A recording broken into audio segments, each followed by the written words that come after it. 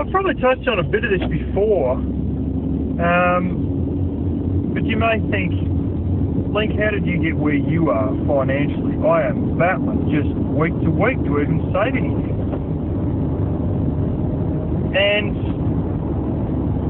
look, basically it's planned.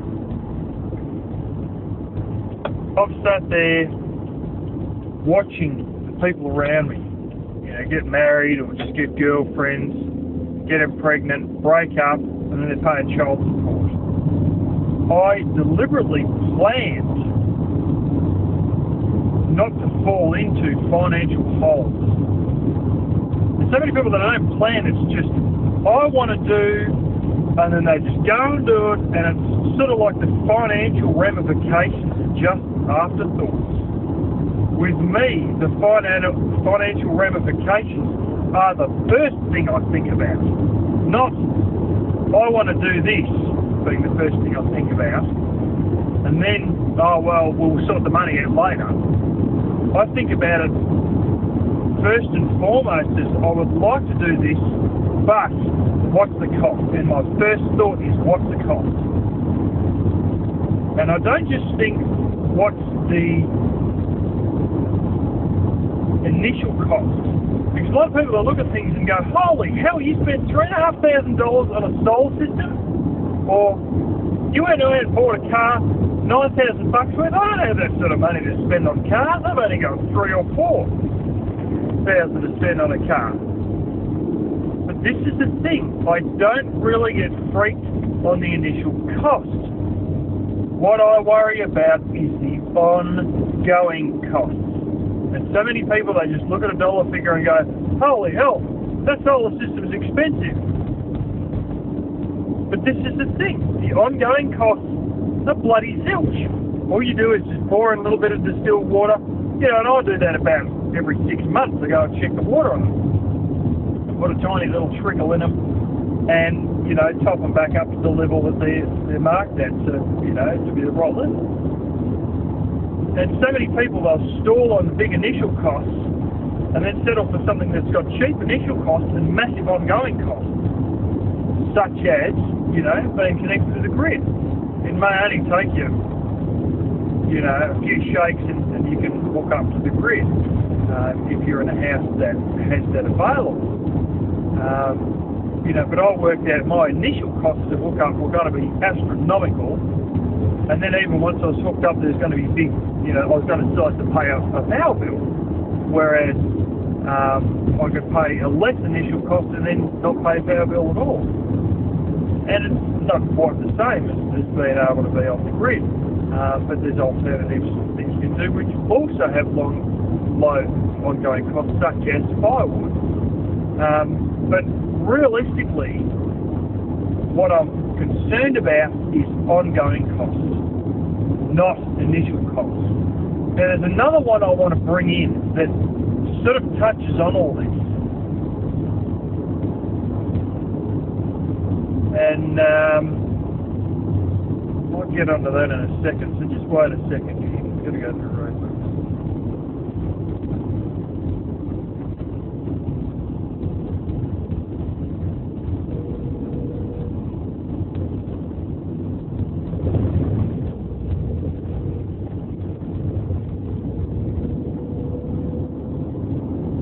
Now, the second big thing is people treating themselves. And I know when you're first in a job, when you're 19, 18, those sort of days, and you get your first job, it is bloody hard. I can remember in my apprenticeship, it's just about, you are absolutely stuck by the end of a 38-hour week. Since then I've had jobs where I can work 12 hours a day and not bat an eyelid.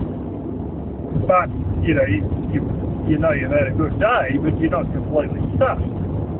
Whereas when I was in my apprenticeship, I was really worn out at the end of the week. And so as a result of all this, you go and treat yourself. And then you find before you know it, you're buying fancy food on a daily basis. You might start going to the shop for lunch every single day and getting a whole heap of, burgers and this is and that, and dim sims, potato cake, blah, blah, blah, blah, blah, all little bits and pieces. You know, or you start buying Mars bars and soft drink every single day.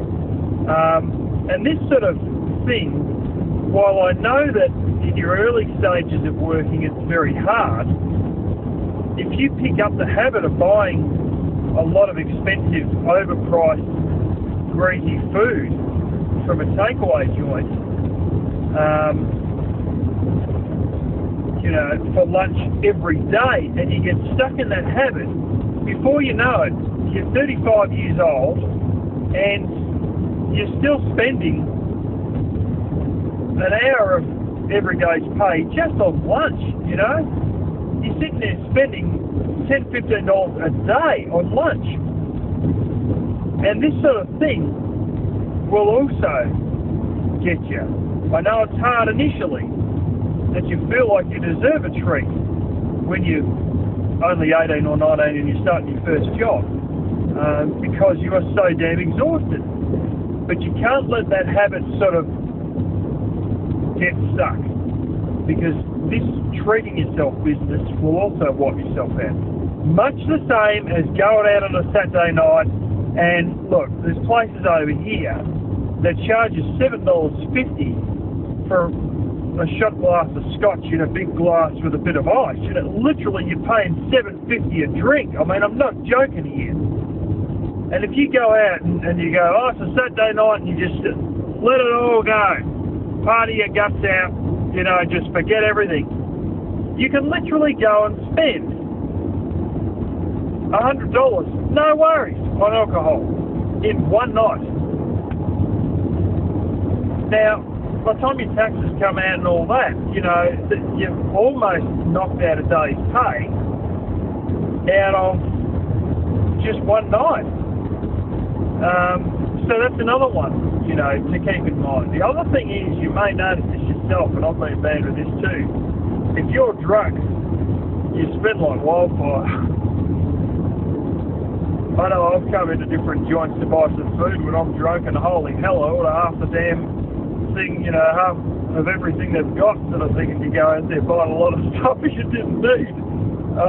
You know, and there's some people who just can't handle their money from week to week. And I really do recommend off-grid living, even if you've got to take out small loans to put the systems in, because when you start running with a generator, you'll never get the scare of getting hit with a big bill at the end of the month for your electricity, because you've got to buy the fuel that you use. And if you haven't bought the fuel, it teaches you pretty quick, because you just can't use the washing machine or whatever, you know, and you're just stuck. And after you've been stuck a number of times, it'll flame and teach you that I've always got to have more fuel in the jerry can. You know, also prepaid. I do almost everything prepaid, which is one of the reasons my internet bill's pretty big, is because prepaid internet's a lot dearer than your postpaid bill internet. But all the same, you know, when you run out, it just shuts you off. And it'll allow you to dial in, but you'll only be able to go to the page that allows you to put more money in. And that's it. It's just asking for your voucher number every time, you know, and you can't go to anything else. But that'll also stop you from overspending and getting out of control, which is a good one if you're not good at handling money initially anyway. So, yeah, the real key is ongoing costs and treating yourself to this and that, especially if you get to the point where you treat yourself every day or even every week with, you know, going crazy on a Saturday night, drink yourself silly and all that, buying all this overpriced drinks at nightclubs. You know, that sort of stuff is what'll sink you. And me going out and buying a $9,000 car in cash didn't sink me, because I already had the money. And you can save money like that without a problem when A, you're good with handling money, and B, you're more concerned about the ongoing costs as opposed to the initial costs. And then, you know, buying things that cost thousands of dollars aren't such a big deal. I can also do that because not having a wife and kids also gives me low ongoing costs. But you know, that'll change one day, but all the same, you know, I'll plan it all and think it all out. And of course, you know, I don't want a wife who's going to be there treating herself to another pair of shoes every single week that costs $80 a pair, you know. So that'll be another thing. But it's your ongoing cost, not your initial cost. And then you find out that when you are really tight with your ongoing costs, you can afford to buy cars with, you know, long wheelbase, leather seats, wood grain, all that sort of stuff. You can afford to get a solar system that is a decent size, not just some little pipsqueak, you know, 45 watt Harbour Freight job. Nothing against those, and you can survive with that stuff. But you know, I've got a system that I've never ran flat, not even once. You know, never ran flat, and that's because, you know, I could afford to get a reasonable size one when I did get one. But yeah, that's just how I save the dough. And I may have covered in other videos, but I'm definitely putting it in concrete here now.